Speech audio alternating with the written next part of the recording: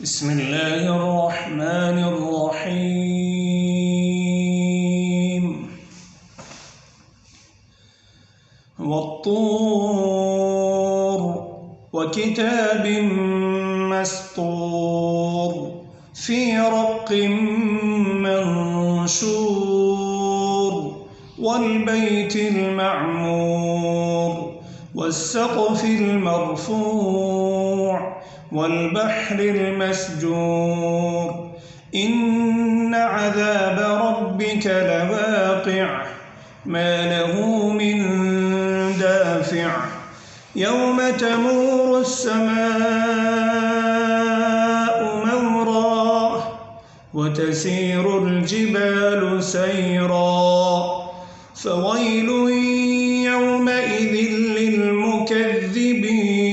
للمكذبين الذين هم في خوض يلعبون يوم يدعون إلى نار جهنم دعا هذه النار التي كنتم بها تكذبون أفسحر هذا أم أنتم لا تبصرون اصلوها فاصبروا أو لا تصبروا سواء عليكم إنما تجزون ما كنتم تعملون إن المتقين في جنات ونعيم فاكهين بما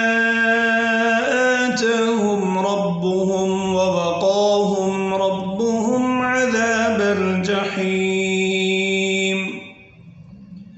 كلوا واشربوا هنيئا بما كنتم تعملون متكئين على سرر مصفوفة وزوجناهم بحور عين والذين آمنوا واتبعتهم ذريتهم بإيمان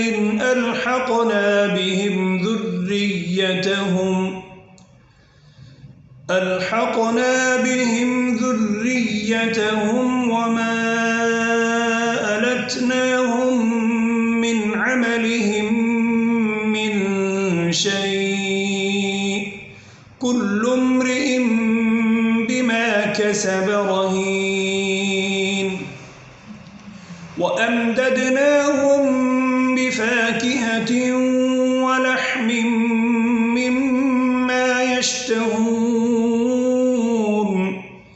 يتنازعون فيها كأسا لا لغو فيها ولا تأثيم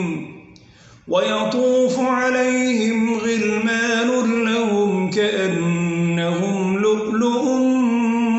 مكنون وأقبل بعضهم على بعض يتساءلون قالوا إنا كنا قبل في أهلنا مشفقين فمن الله علينا ووقانا عذاب السموم إنا كنا من قبل ندعوه إنه هو البر الرحيم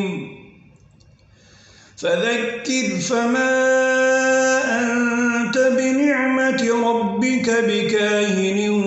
ولا مجنون أم يقولون شاعر نتربص به ريب المنون قل تربصوا فإني معكم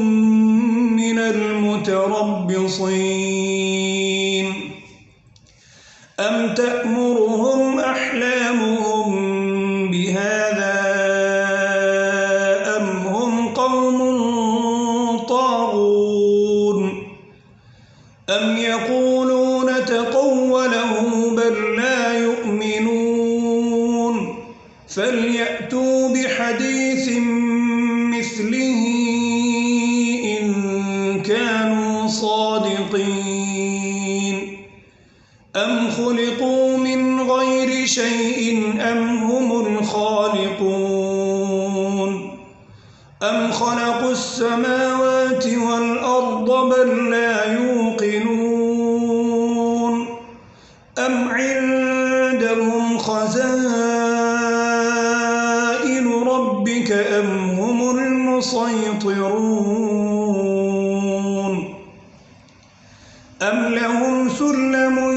يستمعون فيه فليأت مستمعهم بسلطان مبين أم له البنات ولكم البنون أم تسألهم أجرا فهم من مغرم مثقلون أم عندهم الغيب فهم يكتبون أم يريدون كيدا فالذين كفروا هم المكيدون أم لهم إله غير الله سبحان الله عما يشركون وإن يروا كسفا من السماء ساقطا يقولوا سحاب مركوب فذرهم حتى يلاقوا يومهم الذي فيه يصعقون يوم لا يغني عنهم كيدهم شيئا ولا هم ينصرون وإن للذين ظلموا ذنوبا